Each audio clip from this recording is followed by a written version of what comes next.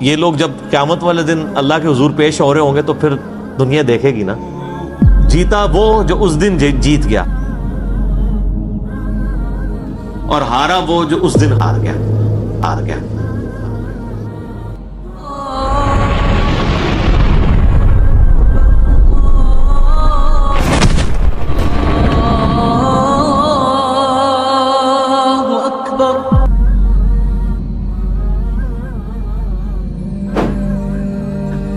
فَأَمَّا مَنْ أُوتِيَ كِتَابَهُ بِيَمِينِهِ، پس قیامت کے دن جس کو اس کا نامہ اعمال دائیں ہاتھ میں دیا جائے گا، فَسَوْفَ يُحَاسِبُ حِسَابًا يَسِيرًا، تو پھر عنقریب اس کا حساب آسانی سے لے لیا جائے گا۔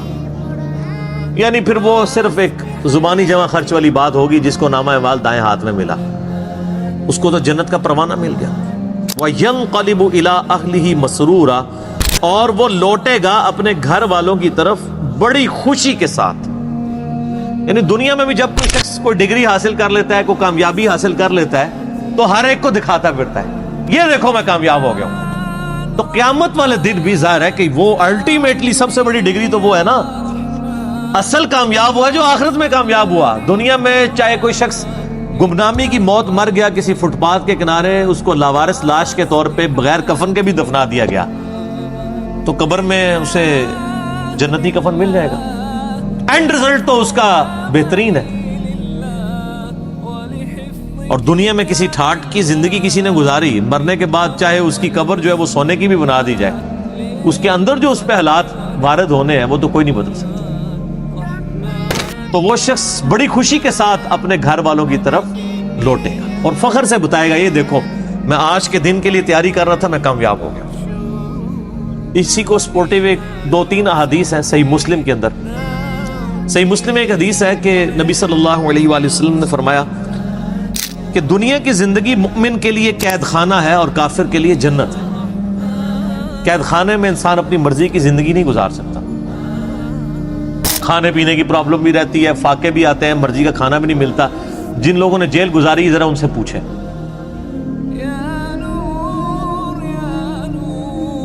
اور کافر اپنی مرضی کی زندگی گزارتا ہے، اس لیے اس نے دنیا کو جنت بنایا۔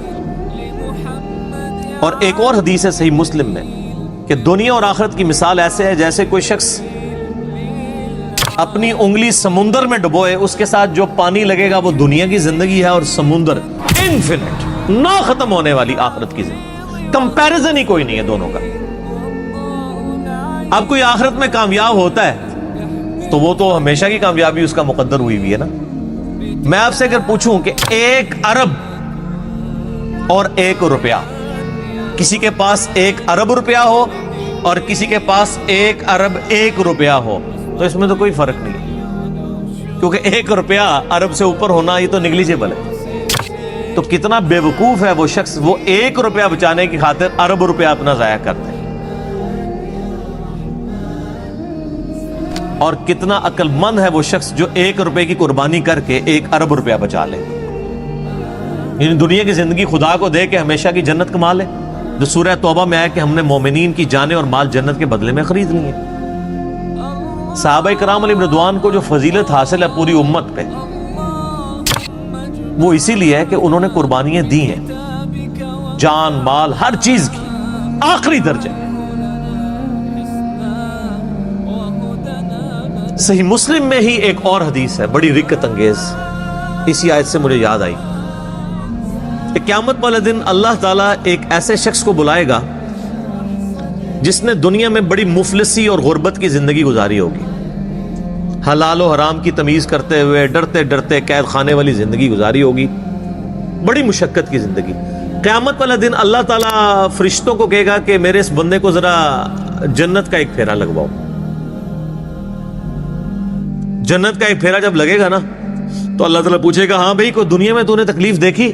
وہ کہے گا، اے اللہ تیری عزت کی قسم میں نے دنیا میں کوئی تکلیف نہیں دیکھی۔ ایک جنت کا پھیرا دنیا کی ساری مشقت کو کافور کر دے گا۔ سر چھوڑ دیں، قیامت کا دن ہی صرف 50,000 سال کا دن ہے۔ دنیا میں 60 سال کی زندگی کے عوض اگر وہ 50,000 سال کا قیامت کا دن ہی صرف امن میں گزر جائے نا، تو یہی بدلہ کافی ہے کہ باقی لوگ ذلیل ہو رہے ہوں اور آپ کو اللہ کے عرش کا سایہ نصیب ہوا ہو۔ 60 سال کے بدلے میں 50,000 سال کی صرف قیامت کے دن کی کامیابی مل جائے، بعد کی تو اربوں سال کی زندگی ہے، اور دنیا میں 60 سال میں عیاشی میں، اور 60 سال بھی کیا عیاشی کے گزارنے ہوتے ہیں، اس کو بھی آپ نیٹ کیلکولیشن کریں تو چند ایک سال ہی بنتے ہیں، سونے کے اوقات نکال دیں، بچپن کے اوقات نکال دیں، اس کے بدلے اور کوئی عذاب نہ بھی ہو، قیامت کے دن کا 50,000 سال کا دن ہی عذاب میں کاٹنا پڑ جائے تو یہی بہت بڑا عذاب ہے۔ اللہم اجرنا من النار، آمین۔ پھر اللہ تعالیٰ، صحیح مسلم میں حدیث ہے کہ اللہ تعالیٰ ایک ایسے بندے کو بلوائے گا جس نے دنیا میں بڑی عیاشی کی زندگی گزاری ہوگی، کوئی حلال و حرام کی تمیز نہیں کی ہوگی، اپنی مرضی کی زندگی گزاری ہوگی۔ اور میں اکثر کہتا ہوں کہ دنیا آپ اللہ کی مرضی کی گزاریں، آخرت آپ کی مرضی کی ہوگی، اور اگر دنیا آپ نے اپنی مرضی کی گزاری تو آخرت پھر اللہ کی مرضی کی ہوگی۔ اللہ تعالیٰ فرمائے گا ذرا اسے ایک پھیرا لگاؤ نا دوزخ کا۔ یہ بڑا کہتا تھا دنیا میں کہ ایک پھیرا ہی لگنا خیر ہے، کہتے ہیں نا مسلمان، یہودیوں سے ہی مستعار لی ہوئی ہے نا یہ چیز، یہودی بھی یہی کہتے تھے کہ اگر اللہ نے ہمیں دوزخ میں بھیجا تو چند دن کے لیے بھیجے گا، الٹیمیٹلی تو ہم بخشے بخشائے ہیں۔ اللہ نے فرمایا تم نے کوئی عہد لے لیا اپنے رب سے اس معاملے میں؟ یہاں تو ایسے بڑی آسانی سے لوگ یہ کہہ دیتے ہیں، میں تو اکثر کہتا ہوں کہ ہم میں تو یہ بھی طاقت نہیں کہ ہم 10 سیکنڈ کے لیے موم بتی کے فلیم کے اوپر اپنا ہاتھ رکھ سکیں۔ جو شخص اتنا کمزور ہو وہ یہ دعویٰ کرے کہ خیر ایک پھیرا ہی لگے گا۔ سورہ الفرقان میں اللہ تعالیٰ فرماتا ہے کہ دوزخ تھوڑی دیر کے رہنے کے لیے بھی اور زیادہ دیر کے لیے بھی بدترین جگہ ہے، لیکن مسلمان کہتا ہے ایک پھیرا ہی لگے گا۔ کوئی 10 سیکنڈ کے لیے موم بتی کے فلیم پہ ہاتھ رکھ سکتا ہے؟ بخاری مسلم کے الفاظ ہیں، نبی علیہ السلام فرمایا کہ آخرت کی آگ دنیا کی آگ سے 70 گنا زیادہ تیز ہے، اس آگ میں صرف 10 سیکنڈ کے لیے ہاتھ نہیں رکھا جانا، پتہ نہیں کتنے عرصے کے لیے پھینکا جانا ہے، اور آپ کہتے ہیں ایک پھیرا ہی لگے گا۔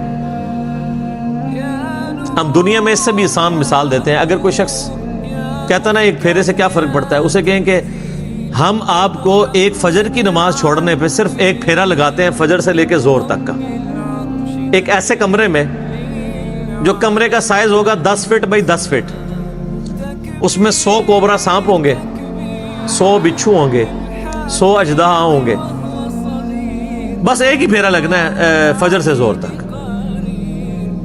تو تصور سے انسان کو لگ پتا جاتا ہے۔ تو اس کا مطلب یہ ہے آخرت، چونکہ دنیا نقد ہے، فوراً بندے کو خوف آتا ہے، آخرت ادھار ہے، انسان کہتا ہے نہیں خیر دیکھی جائے گی، چاٹ ہی دے گا، کچھ بھی ہے اللہ تیرے محبوب کی امت سے۔ وَلِعَوْذُ بِاللَّهِ تعالی۔ تو اللہ تعالیٰ، صحیح مسلم کے الفاظ ہیں، اس جو بندہ کہتا تھا نا دنیا میں خیر ایک پھیرا ہی لگے گا، اللہ تعالیٰ کہے گا ذرا اس کو ایک پھیرا لگواؤ نا دوزخ کا، بڑی عیاشی کی اس نے دنیا میں۔ جب دوزخ کا ایک پھیرا لگے گا تو اللہ تعالیٰ پوچھے گا ہاں بھائی کوئی دنیا میں خیر دیکھی تو نے؟ کیا اللہ؟ وہ کہے گا اللہ تیری عزت کی قسم میں نے دنیا میں کوئی خیر نہیں دیکھی۔ دنیا کی ساری عیاشی دوزخ کے ایک پھیرے سے کافور ہو جائے گی، صرف پھیرا، ابھی تو پرماننٹلی جو اس نے جانا ہے وہ علیحدہ معاملہ ہے۔ تو یہاں کس طرح لوگ کہہ دیتے ہیں؟ اب اس پورے تناظر میں اس آیت کو اگر آپ سمجھیں کہ جسے دائیں ہاتھ میں نامہ اعمال دیا جائے گا اس کا حساب آسانی سے لیا جائے گا اور وہ بڑی خوشی کی حالت میں اپنے گھر والوں کی طرف لوٹے گا۔ وَأَمَّا مَنْ أُوتِيَ كِتَابَهُ وَرَاءَ ظَهْرِهِ، اور جسے اس کا نامہ اعمال اس کی پشت کے پیچھے سے دیا جائے گا، الٹے ہاتھ میں دیا جائے گا، الٹے ہاتھ میں اور پشت کے پیچھے سے۔ پشت کے پیچھے سے اس لیے دیا جائے گا اس کو کہ جب اس کا نامہ اعمال اس کے الٹے ہاتھ میں پکڑایا جائے گا نا تو اس کو پتہ چل جائے گا میں فیل ہو گیا ہوں، تو وہ اپنا ہاتھ ہی پیچھے کر لے گا۔ یہ تو دنیا تو نہیں ہے نا کہ آپ دھوکہ دے لیں، بچ جائیں۔ دنیا میں تو ٹرین پہ بغیر ٹکٹ کے جو لوگ سفر کر رہے ہوتے ہیں، اگر ٹی ٹی آ جائے تو ایک کمرے سے دوسرے میں چلے جاتے ہیں، یہی کرتے ہیں نا، یا باتھ روم میں جا کے چھپ جاتے ہیں ٹکٹ نہ خریدنے کے لیے۔ تو سر یہ تو اللہ سے کون بچ سکتا ہے؟ کوئی نہیں بچ سکتا۔ تو الٹے ہاتھ میں اسے نامہ اعمال جب اس کے الٹے ہاتھ کی طرف بڑھایا جائے گا نا، وہ کہے گا لو جی مارا گیا، تو اپنا ہاتھ پیچھے کر لے گا، تو پیچھے سے اس کو پکڑا دیا جائے گا۔ وہ تو فرشتے ہیں نا جی۔ اللہم اجرنا من النار، آمین۔ اللہ تعالیٰ ہمیں نامہ اعمال دائیں ہاتھ میں نصیب فرمائے اور بغیر حساب و کتاب میں جنت میں داخلہ عطا فرمائے، آمین۔ فسوف يدعو ثبورا، وہ چلائے گا اور کہے گا ہائے میری موت، ہائے میری موت. پھر وہ موت پکارے گا کہ موت آئے تو جان چھوٹ جائے. وَيَصْلَى سَعِيرًا، اور اسے بھڑکتی ہوئی آگ میں داخل کیا جائے گا. اِنَّهُ كَانَ فِي أَهْلِهِ مَسْرُورًا، بے شک یہ دنیا میں اپنے گھر والوں میں تو بڑا خوش رہتا تھا. اچھا اس میں امپلائڈ ہے کہ جو دوسرا ہے نا وہ گھر والوں میں خوش کوئی نہیں تھا. جو جنتی ہے وہ گھر میں نہ خوش ہی تھا. تبھی تو وہ گھر والوں کو جا کے بتائے گا نا کہ دنیا میں تو تم نے مجھے بڑا تنگ کیا ہے، دیکھ لو آج میں پاس ہو گیا ہوں. ورنہ تو وہاں بھی آتا کہ وہ دنیا میں بھی بڑا خوش تھا گھر والوں سے. جو دوستی ہے نا اس کا ذکر ہے کہ وہ گھر میں خوش تھا دنیا میں، اور اب گھر والوں کے آگے جا کے روئے گا کہ تمہاری وجہ سے میں نے حلال اور حرام کی تمیز گنوا دی، آج دیکھو میں مارا گیا ہوں. لیکن اس وقت رونے پیٹنے سے فائدہ کوئی نہیں ہونا. وہی اولاد جس کے لیے اس نے دنیا میں مشقت اٹھائی تھی اور دنیا میں عیاشی کی زندگی ان کو گزارنے کے لیے خود حرام کی کو جو ہے وہ کمایا تھا، مارا جائے گا. اب دیکھ لیں اللہ تعالیٰ مارا ہے کہ وہ دنیا میں بڑا خوش تھا اپنے اہل و عیال کے اندر. یہ حقیقت بات ہے. جو دین کے راستے پہ چلے نا جی سر، دنیا اس کی پھر آسان نہیں ہوتی، ورنہ انبیاء کرام علیہ السلام کی دنیا آسان ہو جاتی. یہ جو جب دعا بھی کی جاتی ہے نا ربنا آتینا فی الدنیا حسنہ وفی الآخرۃ حسنہ وقنا عذاب النار، اس حسنہ سے قطعاً یہ مراد نہیں ہے کہ آپ دنیا سکون کی آپ کی گزرے گی اس حوالے سے کہ آپ کو دنیاوی نعمتیں مل جائیں گی. نہیں، صرف یہ ہوگا کہ دنیا میں جو تکلیفیں آئیں گی نا وہ برداشت کرنا آسان ہو جائے گی. تکلیف سے کسی کو چھٹکارا نہیں ہے. وَلَنَبْلُوَنَّكُمْ بِشَيْءٍ مِّنَ الْخَوْفِ وَالْجُوعِ وَنَقْصٍ مِّنَ الْأَمْوَالِ وَالْأَنفُسِ وَالثَّمَرَاتِ، ضرور آزمائیں گے تھوڑے سے خوف سے، بھوک سے، جان اور مال میں نقصان کے. ہمیں بظاہر بڑے آسودہ حال نظر آنے والے لوگ بھی اگر آپ ان کی پرسنل لائف میں جائیں تو انہیں دنیا میں بڑی تکلیف ہوتی ہے. ہمیں نظر آ رہا ہوتا ہے کہ یہ بندہ دین کے ساتھ جڑا ہے تو شاید بڑے سکون کی زندگی گزار رہا ہے. ہر بندے کی اپنی ایک سٹوری ہوگی. خیر دین سے جڑے یا نہ جڑے تکلیفیں تو آنی ہیں، لیکن دین کے ساتھ جڑے ہوئے ہوں گے تو تکلیفوں کو سہنا آسان ہو جائے گا. دنیا حسنہ بن جائے گی، سفر نصیب ہو جائے گا. سیدنا ابو ذر غفاری رضی اللہ تعالیٰ عنہ علیہ السلام کی پوری زندگی تکلیف سے معمور ہے. میرا یوٹیوب پہ کلپ بھی ہے، کبھی آپ کو موقع ملے.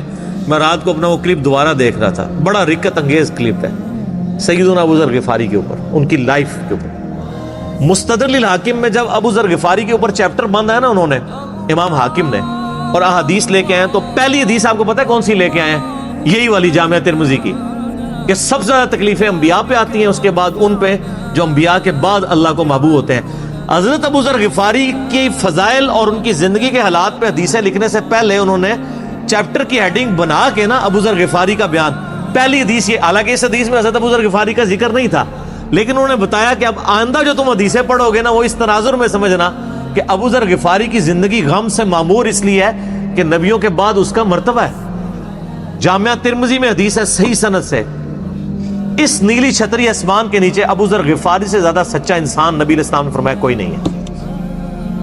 یار اللہ کے نبی جو صادق اور امین ہے، وہ جس شخص کے بارے میں کہہ رہے ہو کہ آسمان کے نیچے سے زیادہ سچا انسان کوئی نہیں. اور ترمذی میں حدیث ہے، نبی علیہ السلام نے فرمایا کہ اس نیلی چھتری آسمان کے نیچے میری امت میں عیسیٰ ابن مریم کی مثل دنیا سے زہد پہ اگر کوئی ہے تو ابو ذر غفاری ہے.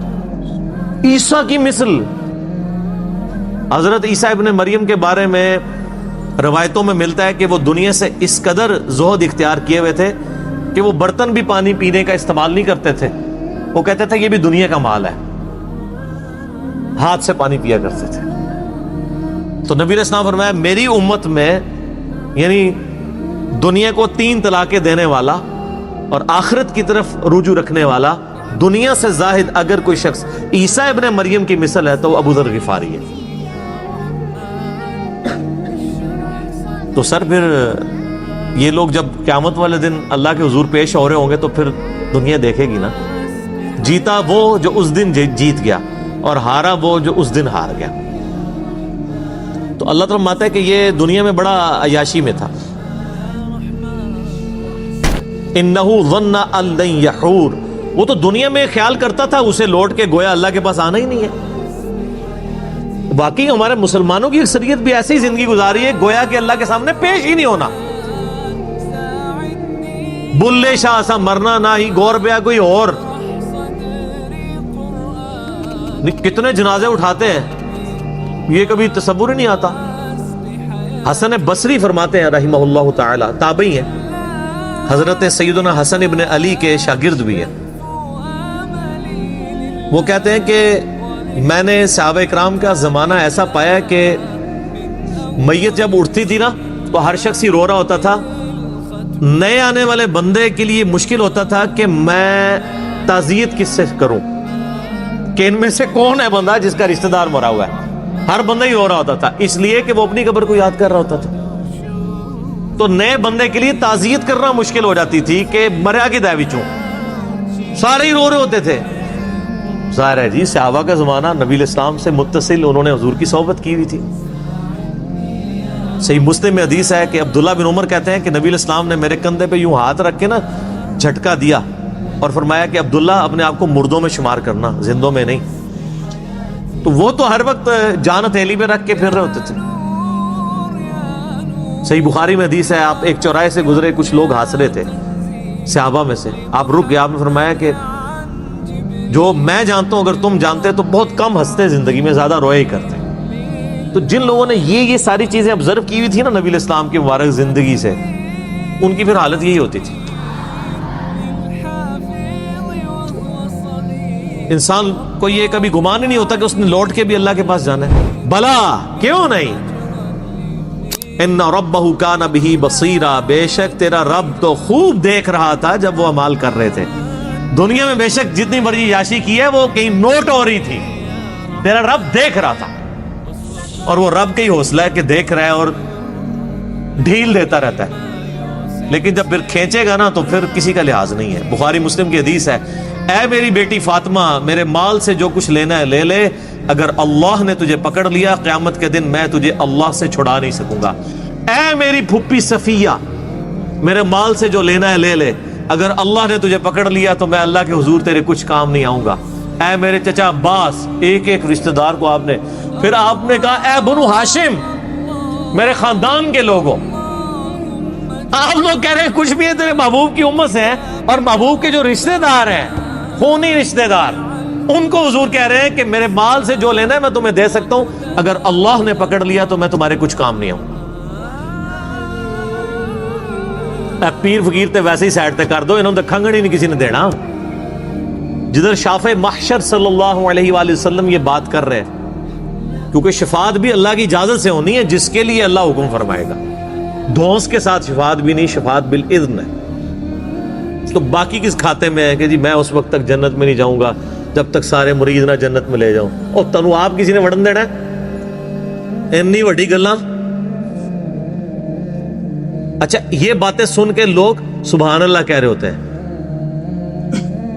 حالانکہ کتنا متکبرانہ جملہ ہے، یہ تکبر ہی ہے نا کوئی شخص کہ میں جنت میں کسی کو لے جاؤں گا۔ اگر یہ جملہ میں بول دوں کہ انشاءاللہ، میں کسی کے لیے میں اپنے لیے بول دوں کہ میں انشاءاللہ جنت میں ہی جاؤں گا، انشاءاللہ کے ساتھ بھی بول دوں کہ دیکھو جی انہوں کسی نے گارنٹی دیتی ہے، تو تواڈے بابے انہوں کسی گارنٹی دیتی ہے؟ گارنٹی والے تو ان کی قبریں تو مدینے میں ہیں، بغداد شریف والے، اجمیر شریف والے، یا آپ کے جتنے شرفاء ہیں ان کے بارے میں تو کوئی آیات اور احادیث نازل نہیں ہوئی ہے۔ ہم اس نے ظن رکھتے ہیں کہ اللہ تعالیٰ بخش دے، لیکن آپ کسی کو کلین چٹ تو نہیں دے سکتے۔ اچھا یہی آیات ہیں، ان کے کانٹیکسٹ میں ایک بڑی رکت انگیز حدیث ہے بخاری اور مسلم دونوں میں۔ سیدہ عائشہ کہتی ہیں کہ نبی علیہ السلام نے فرمایا قیامت کے دن جس کا حساب کتاب شروع ہو گیا وہ مارا گیا۔ ہائے ہائے ہائے۔ تو ام عائشہ کہتی ہیں یا رسول اللہ، قرآن میں تو سورہ انشقاق میں یہ آیات آئی ہیں کہ فسوف یحاسب حسابا یسیرا، کہ جس کا نام مال دائیں ہاتھ میں دیا جائے گا اس کا حساب آسان ہوگا۔ تو میں تو یہی سمجھتی ہوں کہ جس کا نامہ مال دائیں ہاتھ میں دیا جائے گا حساب اس کا بھی ہوگا، اور جس کا نامہ مال بائیں ہاتھ میں دیا جائے گا حساب اس کا بھی ہوگا۔ اور آپ فرما رہے ہیں کہ جس کا حساب کتاب شروع ہو گیا وہ مارا گیا۔ تو آپ نے فرمایا عائشہ یہ حساب وہ حساب نہیں ہے، یہ تو بس صرف سرسری بات ہوگی۔ جس کا حساب شروع ہو گیا اور اللہ نے پوچھ دیا یہ کیوں کیا، وہ مارا گیا۔ یہ جنتی وہ ہوں گے جن کا حساب ہونا ہی نہیں ہے۔ یہ جو ہے نا ان کا حساب آسان ہوگا۔ حساب آسان یہ ہے کہ ٹوٹل پورا، اچھا جی ہاں جی نیکیاں 1 ارب، گناہ 1 کروڑ، ٹھیک ہے جی بس۔ لیکن اگر پوچھ لیا کہ یہ کیوں کیا، وہ مارا گیا۔ تو آپ اندازہ لگائیں کہ نبی علیہ السلام نے کتنے سخت لفظ استعمال فرمائے ہیں کہ جس کا حساب شروع ہو گیا وہ مارا گیا۔ تو اسی لیے ہم کہتے ہیں اللہ بغیر حساب و کتاب کے جنت میں داخلہ عطا فرمانا، ٹھیک ہے نا جی۔ تو آمین بھی کریں اور کوشش بھی کریں، اصل چیز تو یہ ہے۔ صحیح مسلم میں حدیث ہے، سیدنا ربیعہ رضی اللہ تعالیٰ عنہ نبی علیہ السلام کو وضو کروایا کرتے تھے۔ ایک دن آپ صلی اللہ علیہ وآلہ وسلم کا سمندر رحمت جوش میں آیا، فرمایا سل ربیعہ، ربیعہ مانگ، آج کیا مانگتا ہے، اجرت مانگ لے جو نبی کی تو خدمت کرتا ہے۔ صحیح مسلم میں حدیث ہے۔ ان کا یا رسول اللہ جنت میں آپ کا پڑوس چاہیے۔ بہت کیا تیاری کر کے رکھی ہوئی تھی، کوئی ورکنگ نہیں کرنی پڑی، اور کائنات کی سب سے بڑی چیز مانگ لی۔ کائنات میں اگر خدا سے کوئی چیز مانگی جا سکتی ہے نا، ویسے تو سب سے بڑی چیز یہ ہے کہ انسان نبوت مانگ لے، وہ تو مل نہیں سکتی، وہ وحی ہے۔ اس لیے نبوت کا سوال یا دعا کرنا تو حرام ہے، کیونکہ یہ تو اللہ نے بین کی ہوئی ہے۔ نبوت کے بعد اگر اللہ سے کوئی سب سے بڑی چیز کائنات میں مانگی جا سکتی ہے نا، وہ یہ ہے کہ جنت میں نبیوں کا پڑوس، کیونکہ اللہ تعالیٰ کی رحمت کی سب سے بڑی جو ایگزیکیوشن ہے وہ کہاں پہ ہونی ہے؟ جنت میں۔ اور جنت میں بھی سب سے بڑی رحمت کا مقام انبیاء کرام جس جنت میں ہوں گے، اور پھر انبیاء کے امام سیدنا محمد رسول اللہ صلی اللہ علیہ وآلہ وسلم کا پڑوس جسے جنت میں مل جائے، تو سر کائنات میں اس سے کوئی بڑی خواہش کسی سے کی جا سکتی ہے؟ یہی ہے۔ تو ہم بھی اکثر اللہ سے یہ دعا کرتے ہیں کہ اللہ تعالیٰ ہمیں نبی علیہ السلام کا پڑوس نصیب فرمائے، آمین۔ لیکن اس کے لیے پھر نبیوں والا کام کرنا پڑے گا۔ کنتم خیر امۃ اخرجت للناس تأمرون بالمعروف وتنہون عن المنکر وتؤمنون باللہ۔ نبیوں والا کام کریں، نبیوں والا جو ہے وہ آپ ریوارڈ اللہ سے حاصل کر رہے ہیں انشاءاللہ تعالی۔ یہ ہر بندے کی ذمہ داری ہے۔ تو سیدنا ربیعہ نے کہا یا رسول اللہ جنت میں آپ کا پڑوس مل جائے اور کیا چاہیے؟ تو آپ علیہ السلام نے فرمایا پھر کثرت سجود سے میری مدد کر۔ وہ بھی کلین چیٹ نہیں، کثرت سجود سے میری مدد کر، یعنی تو نمازیں پڑھ، اپنے اعمال کو سیدھا رکھ تو میں بھی سفارش کر دوں گا۔ یعنی خالی کھلی ڈگری نہیں ملنی ہے، محنت تجھے بھی کرنی پڑے گی۔ کثرت سجود سے میری مدد کر تو جنت میں تجھے پڑوس مل جائے۔ تو بغیر محنت کے کوئی چیز حاصل نہیں ہوتی۔